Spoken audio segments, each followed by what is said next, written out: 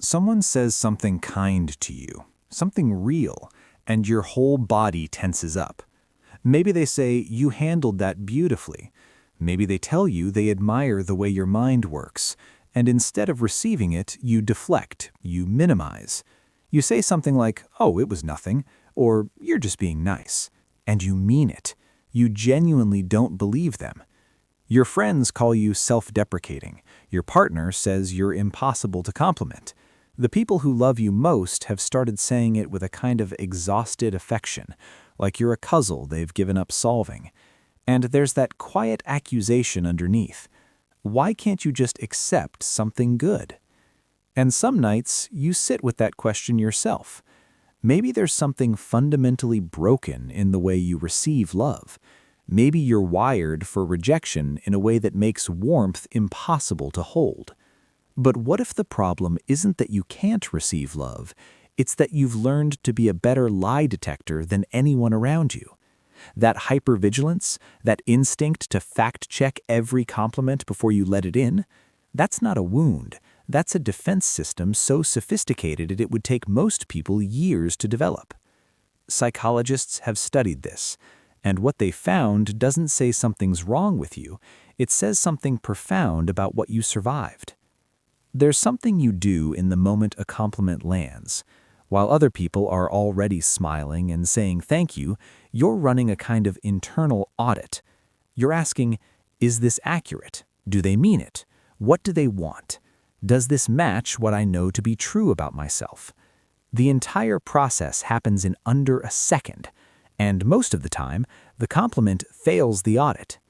To someone on the outside, this looks like low self-esteem. It looks like insecurity. It looks like you need reassurance or therapy or a confidence workshop. That's the misread. What's actually happening is that your nervous system was trained at some point in some relationship, possibly so early you don't even have a name for it, to distrust warmth that arrives without warning.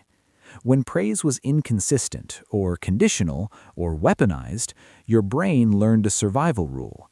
Don't let the good thing in until you've verified it, because letting it in before verification is how you got hurt. That rule protected you. It kept you calibrated when the world around you wasn't. And here's what most people will never understand. It takes a more sophisticated brain to run that audit. Most people absorb compliments uncritically. They don't question the source. They don't check the data. They feel good for 30 seconds and move on. You have built an internal epistemology around self-perception. That is not a deficit. That is depth. But that's not even the most interesting part. There's a second layer to this. You've probably noticed that even when someone says something true, something you can't argue with, you still feel almost uncomfortable receiving it, like you don't know where to put it, like being seen is somehow more exposing than being criticized. People see this discomfort and assume you don't believe the compliment, but you might actually believe it, and that's exactly the problem. When you've spent a long time managing your own expectations, keeping your self-image deliberately modest, deliberately defended, genuine recognition can feel like a threat to the equilibrium you worked hard to maintain. If you let yourself believe you're good at this, what happens the next time you're not? If you let yourself believe you're loved, what happens when it's taken away? Psychologists call this a window of tolerance for positive affect, the emotional range within which good feelings feel safe rather than dangerous. For people who've experienced chronic emotional inconsistency, that window narrows, not because they can't feel good, but because they've learned that feeling too good is just the setup for the drop. Your brain is not rejecting the compliment. It is protecting the person inside you who got hurt the last time they believed one.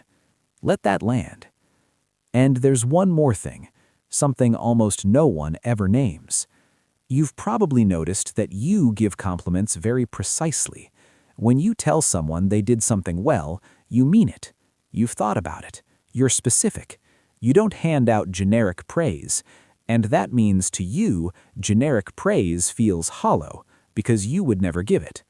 So when someone says you're amazing without the specificity, without the evidence, you discount it, not because you're broken, but because you have a higher standard for what genuine recognition sounds like.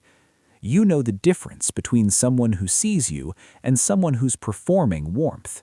That is emotional intelligence, the painful kind, the rare kind, the kind that makes you exquisitely hard to fool and occasionally very lonely. And I'm not going to pretend this is easy. Being wired like this, it costs you. You've probably kept people at a slight distance without meaning to.